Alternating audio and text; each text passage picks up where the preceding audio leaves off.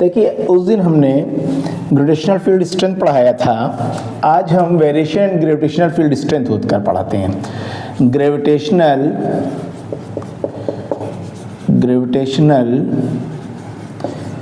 Field, तो gravitational field basically होती क्या चीज़ है?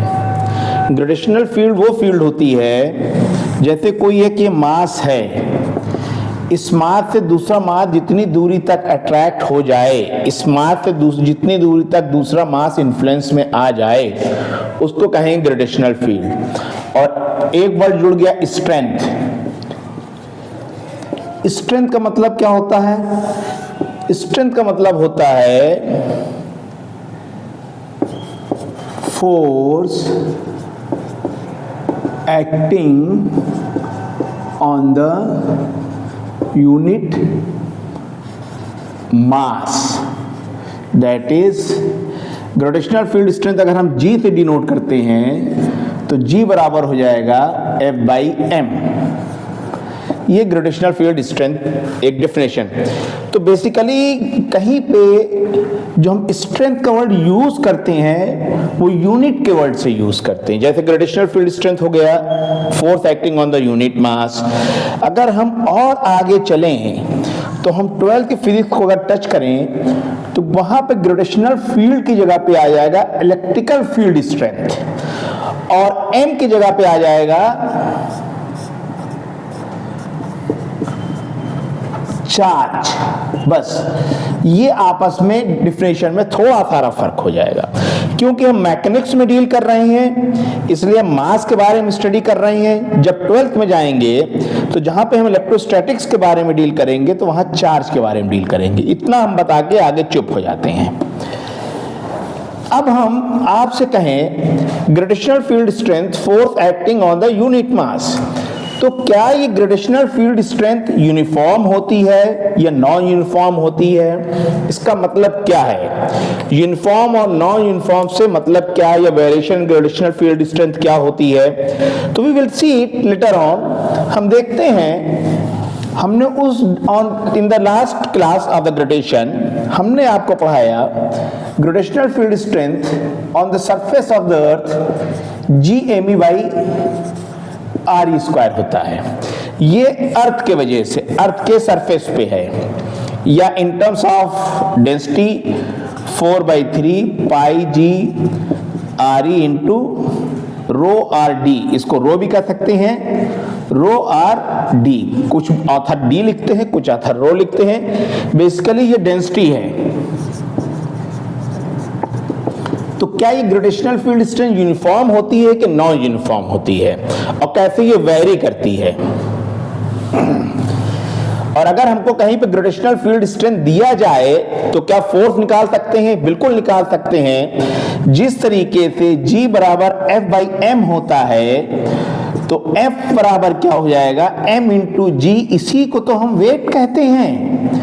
इसका मतलब जो फोर्स हो गया वो मास को ग्रेविटी से मल्टीप्लाई करने पे force acting on the mass, that is known as force due to the earth pull. तो ये gravitational field strength of course uniform और नॉन यूनिफॉर्म, पहले हम सबसे पहले समझे कोई चीज यूनिफॉर्म क्या होती है, कोई चीज नॉन यूनिफॉर्म क्या होती है।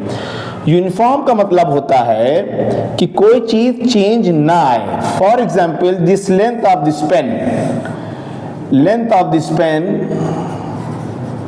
लेंथ ऑफ द पेन, ये यूनिफॉर्म है, ये कांस्टेंट है। चाहे हम यहां पे लें, चाहे इसका प्लेस चेंज कर दें, चाहे इसको हम आज मेजर करें, चाहे इसको कल मेजर करें, दैट इज लेंथ।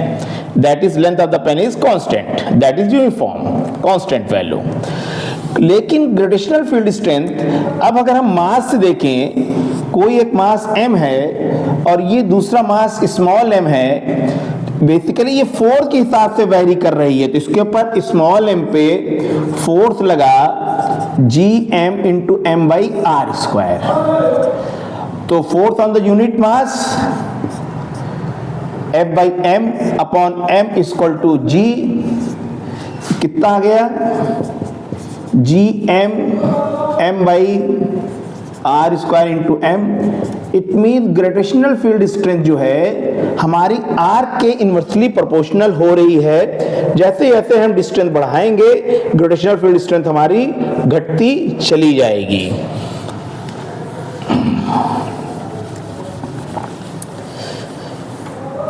अगर आपसे कहा जा रहा है अर्थ से, ये अर्थ की रेडियस r है, इससे हम h ऊंचाई पे ग्रेविटेशनल फील्ड स्ट्रेंथ निकालें।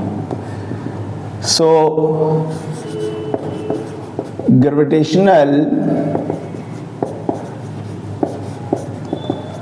Field strength due to earth at height h। तो अगर एट हाइट h पे निकालें तो यहाँ पे यहाँ की जो टोटल ऊंचाई हाइट हो जाएगी वो हो जाएगी re प्लस h। याद रखिएगा हम सेंटर से हाइट लेते हैं, तो फोर्स हो गया इसके ऊपर g m by re plus h का होल स्क्वायर। और ग्रेविटेशनल हम इसको g डैश क्योंकि चेंज आ रहा है तो g डैश लिख दिया g m by m upon re plus h का होल स्क्वायर। और सरफेस ऑफ अर्थ ग्रेविटी कितनी होती है g m by re square. ये इक्वेशन सेकेंड हो गई, ये इक्वेशन फर्स्ट हो गई। तो अब हम फर्स्ट को सेकेंड से डिवाइड कर दिया।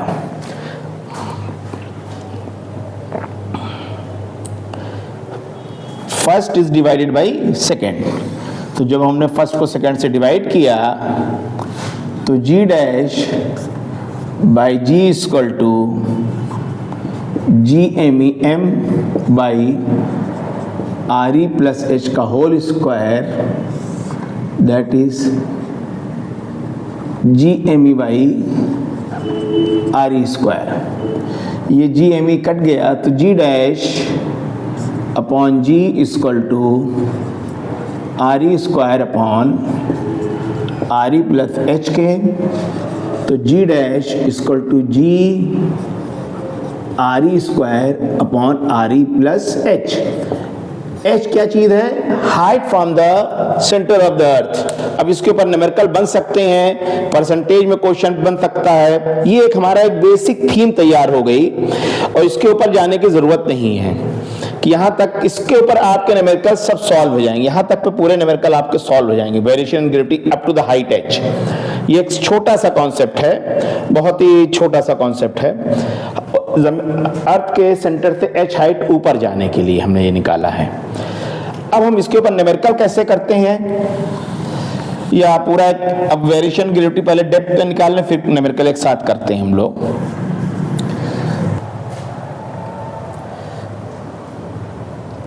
ठीक है, ओके। सो अब हम देखते हैं अर्थ की गहराई में जाने पे ग्रेविटी कैसे वैरी करती है। सपोज करिए कोई आदमी अर्थ के सरफेस से h गहराई चला गया,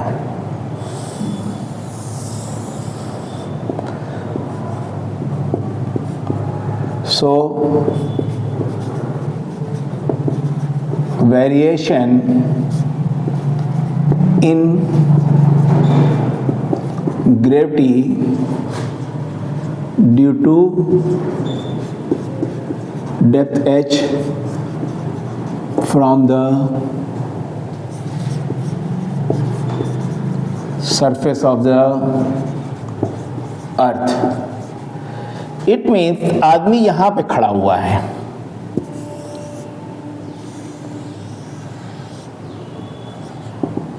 अब हमारा ये जो रेडियाई हो जाएगी ये हो जाएगी re माइनस एच, क्योंकि यहाँ से यहाँ तक की टोटल रेडियाइस थी हमारी re। तो अब हम this portion will be taken at, तो this portion will be there. और अब हमारा मास भी अर्थ का रिड्यूस हो जाएगा, तो अब इसके ऊपर लगने वाला जो फोर्स हो जाएगा वो हो जाएगा g m upon re minus H का होल का, दिस इज m डैश। तो ग्रेविटी कितनी हुई? G double dash F by M G M E by R E minus H का whole square upon M by M, ये M और M cancel हो गया। अब मास ऑफ द अर्थ हो जाएगा, अगर हम मास देखें तो ये हुआ वॉल्यूम इनटू डेंसिटी। तो इतने पोर्शन का जो मास होगा 4/3 by R E minus H cube into D. ये हम मास को यहाँ पे ला के रख दिया तो हमारी जो ग्रेविटी आई G dash equal to G 4/3 pi R E minus H cube upon R E minus H का होल स्क्वायर, ये कट गया तो G double dash equal to 4/3 pi G R E minus H into D. This is density के form में। अच्छा, previous question में हमने देखा सबसे पहले on the surface of the earth gravity कितनी थी in terms of density 4/3 pi G R E into D. This is the surface of the earth. ये हमारा इक्वेशन फर्स्ट हुई और फिर ये हमारी इक्वेशन सेकंड हुई। अब मेरे समझ से इसको मैं रब कर सकता हूँ, ये मैंने पूरा बना लिया। तो इन दोनों के बीच में हमको रिलेशन, इसमें और इसमें बीच में रिलेशन निकालना है, क्योंकि यहाँ पर भी इतनी भी चीज़ कांस्टेंट, इतनी चीज़ कांस्टेंट, इतनी चीज़ कांस्टेंट है। तो अगर हमने रिलेशन निकाला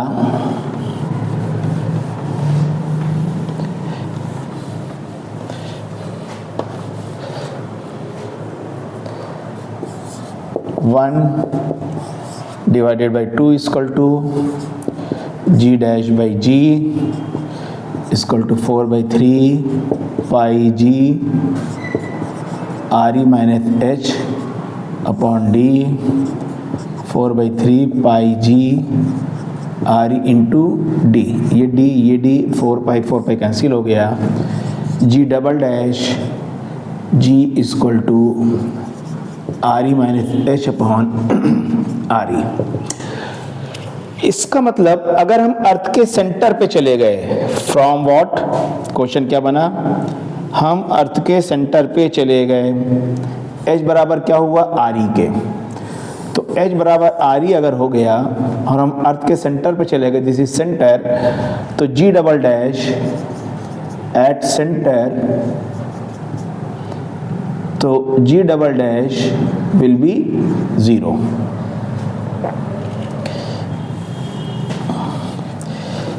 अब आता है due to the spinning of the अर्थ।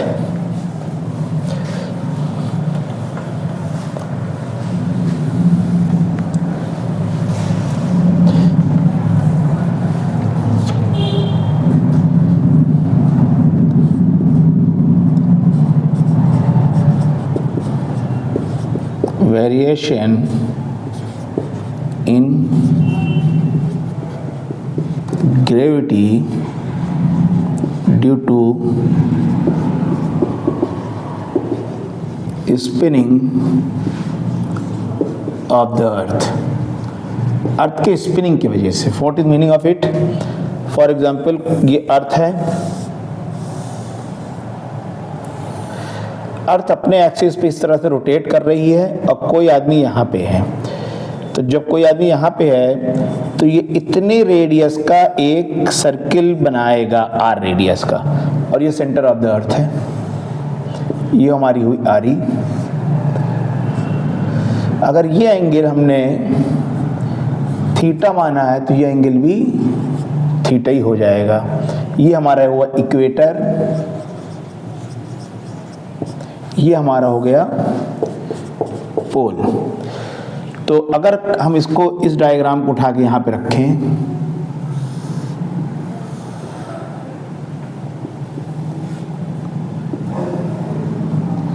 तो ये जो आदमी यहाँ पे खड़ा हुआ है, इसके ऊपर एक force m omega square into R move away from the centre, और ये एंगल थीटा है और ये रेडियस इसकी r हो जाएगी। दिस इज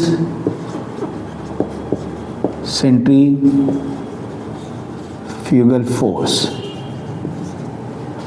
और ये अर्थ यूँ जा रही है तो इस पे ये एक नॉर्मल रिएक्शन यू बनेगा और ये एंगल भी थीटा ही हो जाएगा। इसका दो कंपोनेंट्स हो जाएंगे,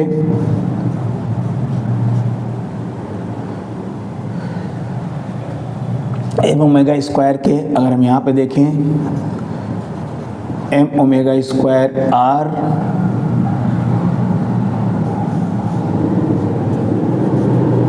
this is M omega square R sine theta and this will be M omega square R cos theta.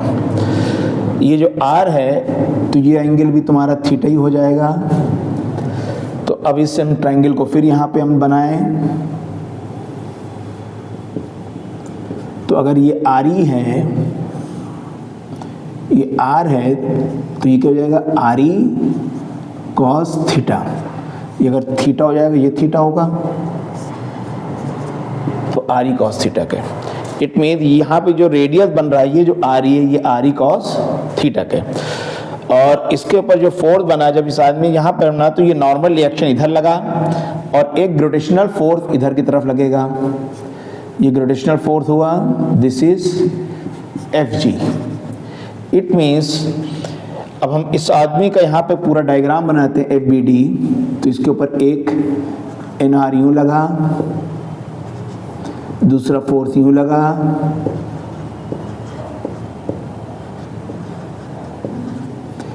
तीसरा फोर्स ग्रेविटेशनल फोर्स लगा,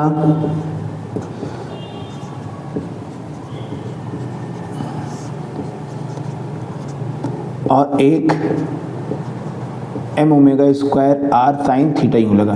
क्योंकि ये सब आपस में 90 डिग्री है तो इस फोर्स का इन दोनों फोर्स में कोई लेना देना नहीं है। क्लियर है ये चीज़? एन आर का ही एक कंपोनेंट्स आएगा जो इसको रिजॉल्व कर देगा।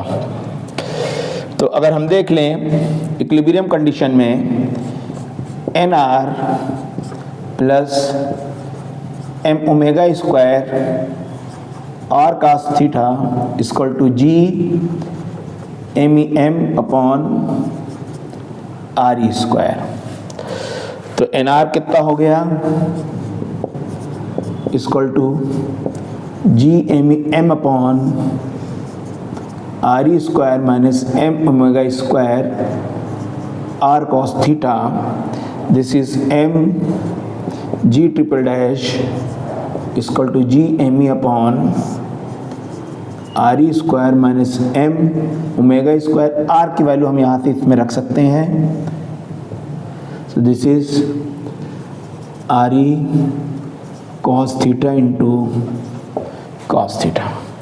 ये एम और ये एम क्या हुआ, कैंसिल्ड आउट हो गया। इसको मैं रब कर सकता हूँ, ये पूरा डायग्राम बन गया चुका है।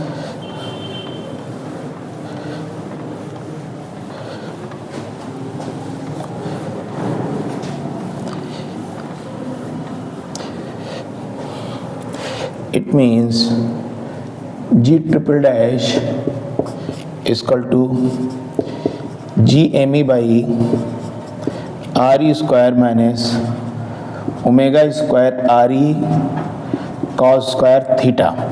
इस चीज़ को कहते हैं हम G double dash equal to G minus omega square R E cos square theta के। थीटा जो है इक्वेटर से एंगल, मीन्स अगर हम इस चीज़ को देखें ये हमारा पोल या एक अर्थ है तो ये हमारा इक्वेटर है, ये थीटा है। तो theta equal to 0 at equator.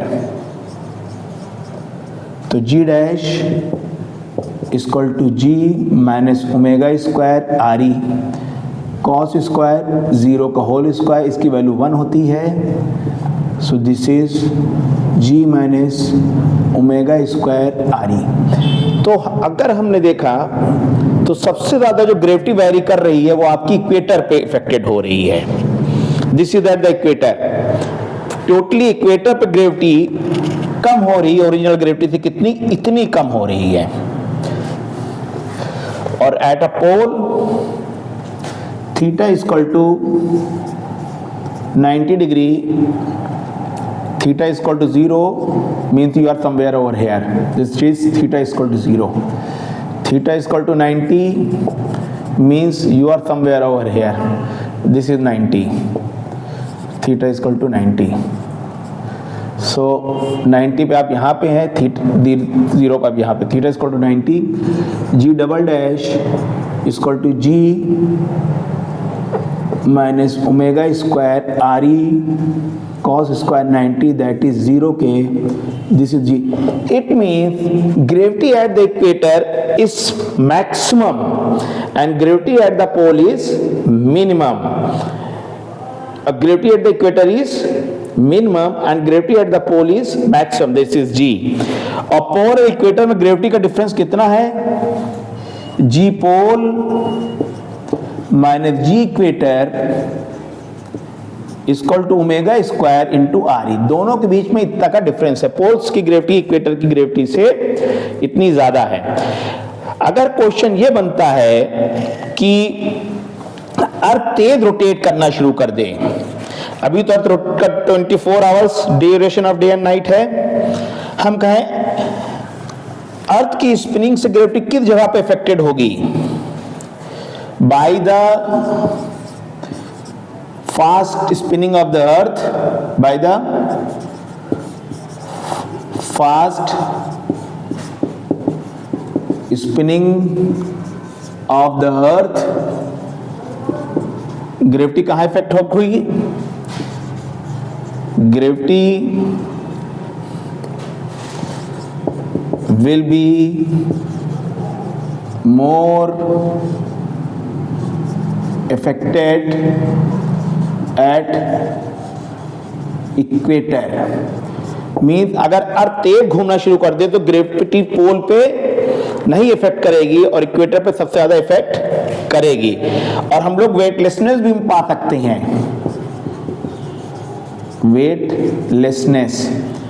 Weightlessness कहां पे हमको मिलेगी? अगर आपसे कहा जाए कहां पे ग्रेविटी जीरो होगी? G इक्वल टू 0, तो G dash triple dash equal to 0 equal to G minus R E into omega square. तो omega equal to G by R E. इसका जो फाइनल आंसर आएगा 1.44 आवर्स. मीन्स अर्थ अगर duration of day and night 1.44 hour आ जाए तो weightlessness हमारी equator पे मिल जाएगी. और यही infinite length time simple pendulum का टाइम पीरियड भी होता है, याद रखिएगा. यही कॉन्सेप्ट अभी हम इनफाइनाइट लेंथ सिंपल पेंडुलम के कॉन्सेप्ट में लेके जाएंगे. ऑर्बिटल वेलोसिटी में भी कॉन्सेप्ट आ जाएगा, इसी तरह से बहुत जगह पे आएगा कॉन्सेप्ट. तो इसमें आप लोगों को परेशान नहीं होना है कि ऑर्बिटल वेलोसिटी भी आपकी आ जाएगी. इसी सेम चीज you will get the orbital velocity.